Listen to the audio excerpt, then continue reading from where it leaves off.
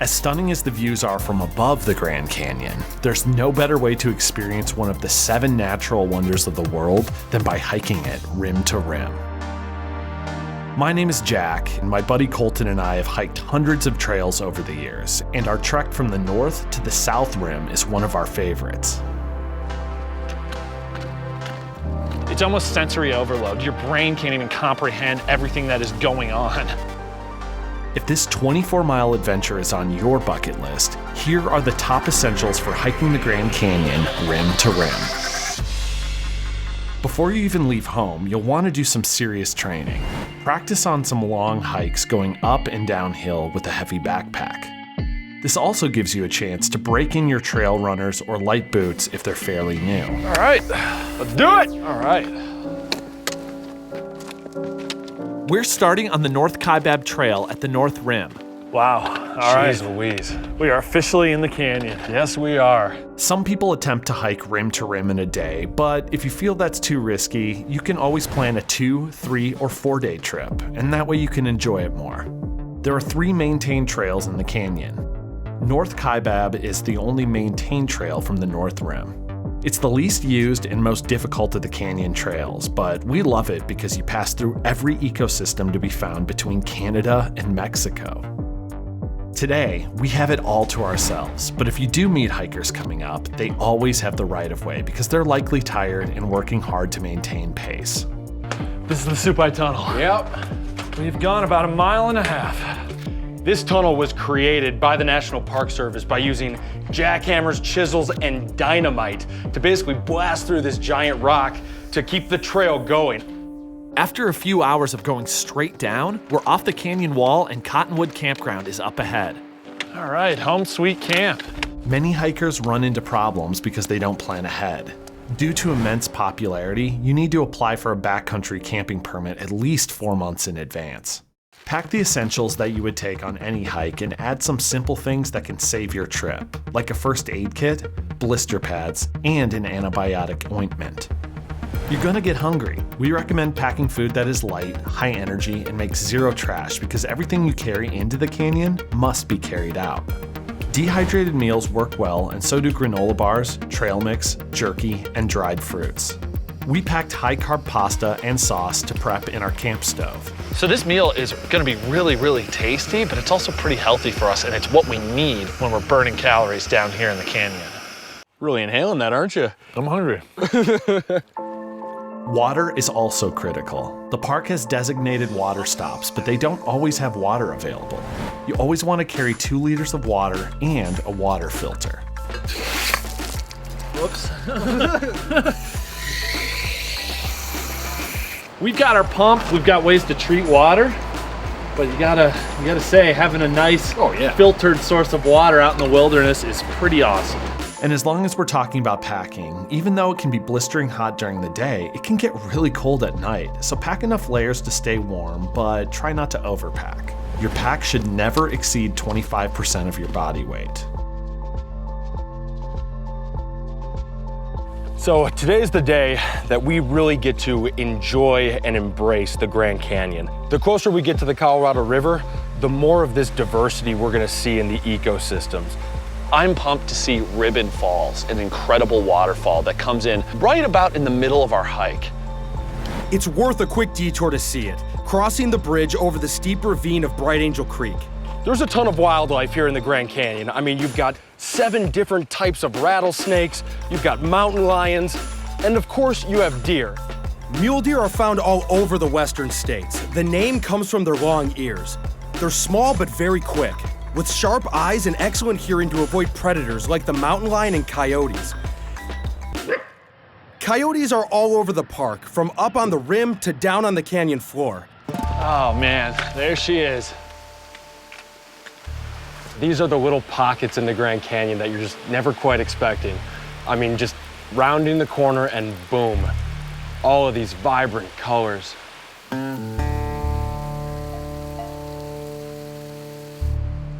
Hiking the North Kaibab Trail, you start to feel like you're the only people in the canyon. Then all of a sudden, a lone ranch appears out of nowhere. Located about halfway between the north and south rims, the Park Service acquired the ranch in 1922 to use as a way station for hikers. It is also one of the few places in the U.S. where we are still bringing U.S. mail by mule. So all of our postcards are stamped, mailed by mule from the bottom of the Grand Canyon.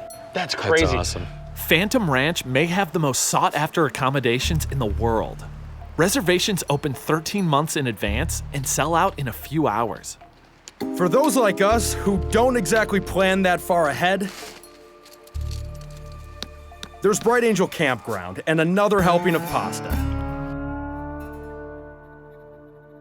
So far, we're about 3/4 of the way across the canyon floor, with about 3 miles to go before we start climbing out. We're headed for the river that created this natural wonder, but we've run into a minor traffic jam. We got a buck up here, and he's got quite the rack on him, so we're gonna give him a little space. Living near a park trail, these guys are used to seeing humans and seem pretty chill about us being here. But wild animals are unpredictable, so he deserves the right of way. He appears to be moving. Oftentimes you see wildlife on the trails because it's the path of least resistance. We take them and they like to take them too.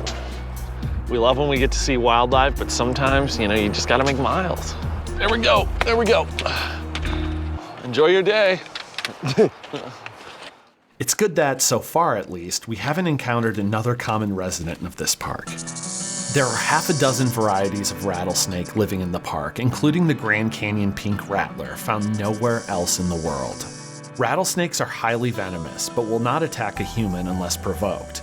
Most bites occur when people try to pick up a snake. If you hear a rattle, move away from the noise, and always pack a snake bite kit, just in case.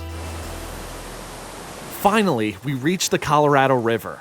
Now this is a major checkpoint for our hike because it's the dividing line between the North Rim and the South Rim.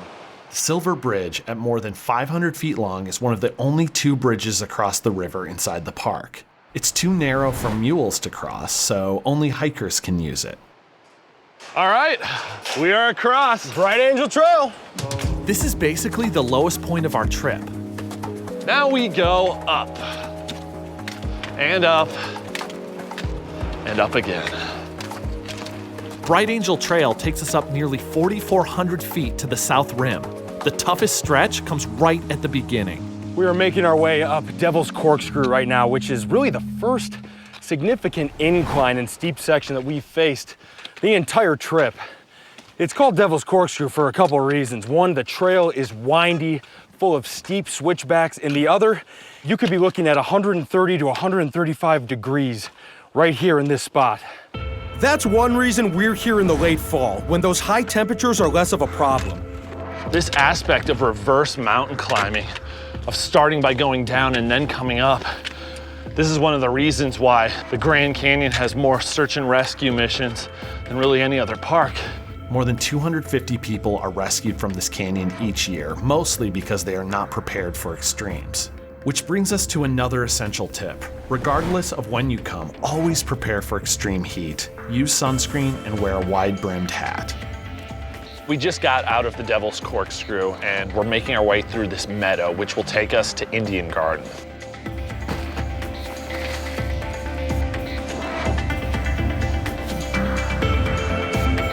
What a spot, man. You can see the North Rim and it looks so far away. And behind us is that last stretch tomorrow, which looks incredibly daunting. But right now, I couldn't be more at peace. If you want to go somewhere and absolutely feel like you are alone and find that sense of wilderness, it's everywhere. I mean, look at this. This is incredible.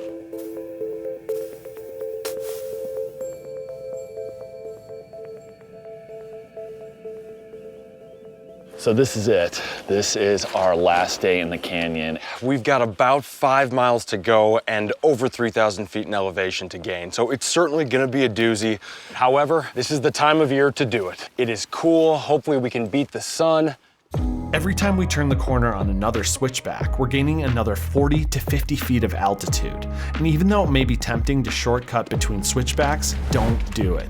It's dangerous, you can fall, the ground crumbles, and that erosion can ruin the trail.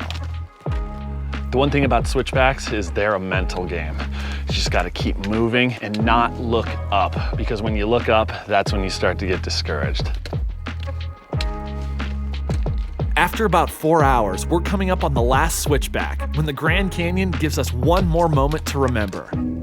So just below the south rim, we've spotted a few desert bighorn sheep, and they are probably in one of the most epic spots you could possibly see them. The Grand Canyon is a great environment for the desert bighorn sheep because they can find ledges like this that keep them away from predators. And also, these guys know how to live and adapt to the desert. They can retain water for up to 5 days. Last few steps. Yeah! Rim to rim. Oh man. That was a journey. And so much beauty. That was incredible. Fewer than 1% of all visitors to the Grand Canyon hike rim to rim, but it's so worth it. And with the right preparation, you can do it too. For more information, please check out the links below and feel free to leave a comment. And if you like this video, please subscribe to our channel where you'll find more travel and adventure tips like this one and full episodes of Rock the Park.